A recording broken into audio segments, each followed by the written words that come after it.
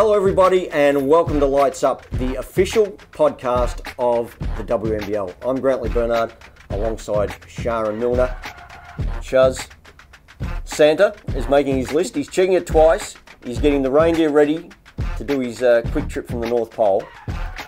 But before he gets here, there's a few WNBL teams that are checking their own lists and just checking out what the schedule says, because there's some work ahead of some teams, isn't there? There is, GB. I'm glad you said twice and not thrice, because I could be in a bit of trouble. But yeah, you're right. There are some WNBL teams who will be anxiously awaiting this weekend and what follows. There are, and I think actually, in all seriousness, I think there are some teams that are really facing a moment of truth on this weekend's schedule. I'm really looking forward to two games in particular that I think will shape next year's start to the season. And it all starts off on Friday night. Talk us through it. Okay, the first game we've got Friday is Canberra Capitals versus the Townsville Fire in Canberra. Caps desperately needing to stay on track, but Townsville are living up to their name, really. They're on fire at the moment, so they'll be looking for a win. We've also got Bendigo Spirit hosting the Logan Thunder out in Bendigo, their final game before Christmas, so make sure Bendigo fans get out there. And then in the ABC game of the week, we've got Adelaide Lightning hosting the Bulleen Boomers. This one's huge. Adelaide really need to, win it to keep the distance between them and fourth, and Bulleen desperately trying to sneak into the four again before Christmas break. Saturday, Sydney Flames hosting the Townsville Fire. That's another one that I think will really shape next season, or next year I should say. Sydney Flames definitely in form at the moment, but Townsville will want to keep on track and keep in the four. Then Bulleen come back home to the Veneto Club and round out the year against Logan Thunder. So get out there, Bulleen fans, and I think that's the special Christmas game where you get a free Bataki ham. So I might show my face over there. West Coast Waves are hosting the Adelaide Lightning in the final game of the round as well. It is a big round. As we said, there's some teams really facing some moments in truth. And you touched on Adelaide and Bulleen and Logan. Adelaide goes to West Coast, where West Coast are coming off a win. There's a lot of traps out there for teams at this weekend, isn't there? There is. The way their season's gone, you just don't know which way the results are going to go. As I say, they've stitched us up many a times, and this could be another round. But yeah, I really think that Adelaide-Bulleen game's pivotal. And then Sydney-Townsville. Like I said, Sydney are in form, and they're still waiting their little pocket rocket Sarah Graham to come back in and add some extra scoring power to what it's already a potent lineup. So that'll be a good one.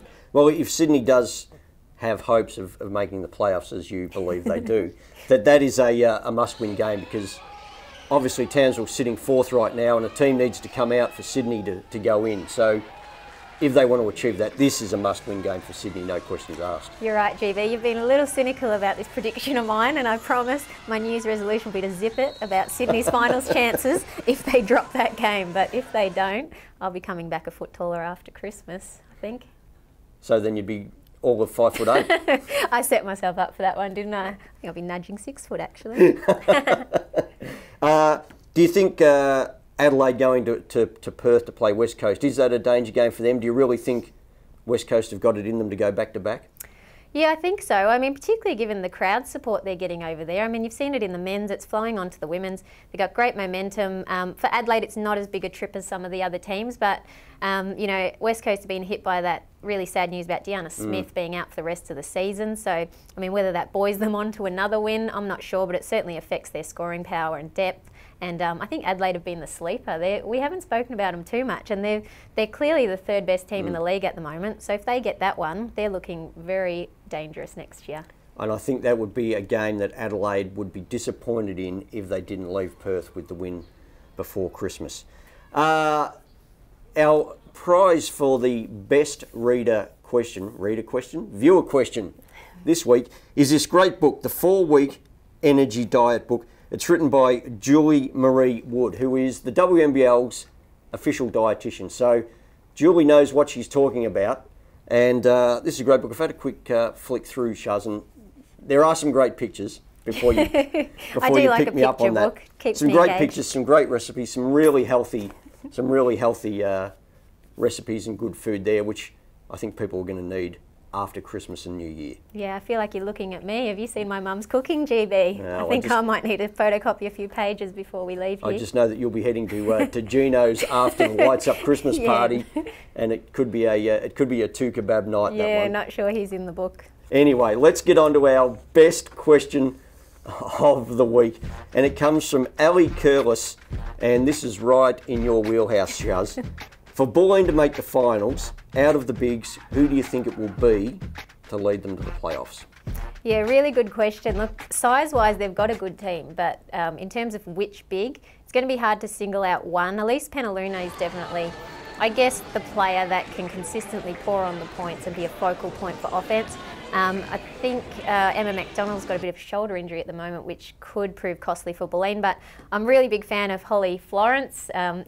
Was an ex-teammate of mine, and I think they just need to get the ball through hands a bit more and use her passing ability or experience. She posted a double-double last weekend in really the first game where she's had, I guess, the whole load of the bigs on her shoulders. She played nearly 40 minutes, so she's definitely capable of those numbers, and if they can utilise her a bit more, yeah, they'll make a good tilt at the finals, fingers crossed. Well, they really need all three of those players available, not necessarily on the floor at the same time, but they need Florence, they need Grimer, and they need McDonald all on the floor at the same time. And I still have trouble using Florence and Grimer is the same person. Would be handy if we could duplicate her, I'm correct, sure. Using the married names, it becomes a bit complicated in my old head. But if they can have all three of those fit and healthy, then they've then got options of running two bigs at one time, which are going to give a lot of teams problems. Yeah, I think for what's not being mentioned probably is Bulleen's point guard curse at the moment. They can't seem to get a healthy point guard. It was good to see Beck Cole play some minutes, and hopefully she comes back from the break fit, and that's going to allow, you know, Magden and Jarry to adjust to their positions, because at the moment we're seeing quite a frantic Bulleen offence, which is really negating, I guess, the impact that someone like Florence could have on the game. And Tom Maher doesn't really do frantic, does he? He does frantic. He just doesn't like his players to do frantic. He's more about poise. Yes, poise is one of his and Carrie Graff's favourite words, I think. There's a lot to be said about having some poise. Well, there you go, Ali Curlis. There's your answer, and there is your book. I'm not sure if you need the 4-week energy diet. It could turn into a very good Christmas present. In fact, it could be a very good Christmas present for anyone that's looking for a late buy to go out. It's available probably at all good bookstores, I would have thought, somewhere in your city, wherever you may be. If you want to keep up with the WNBL over the last round before Christmas and during the Christmas break, I'm sure people want to keep tabs on what's happening and when the next round of games is coming up. You can follow all that at the WNBL website, wnbl.com.au. You can follow it on the Facebook page and also the Twitter account, which is at WNBL. You can pester Shuz over Christmas and New Year at Sharon Milner 4, or you can pester Desi Globitz at Desi Globitz 6. Hit them up with a lot of questions or just comments and opinions on the WNBL. I'm sure that they will be happy to respond. I will. If Santa brings me my iPad, I'll be very happy. There you go. Well, let's see what comes of that one. That is it for our pre-Christmas shows of Lights Up. It's been fantastic putting the show together, and thanks to everyone that does help along the line, including our sponsors. It starts with IINet, Champion, ABC, the Australian Sports Commission, Sporting Pulse, Sporting, and ANFA. So that is it. Shuz, have a great Christmas. You too, and GB. A good New Year. Same to everyone that's involved with the WNBL, whether they play, referee, coach, volunteers, or just fans like you people out there on the World Wide Web. Until the new year, goodbye from Lights Up.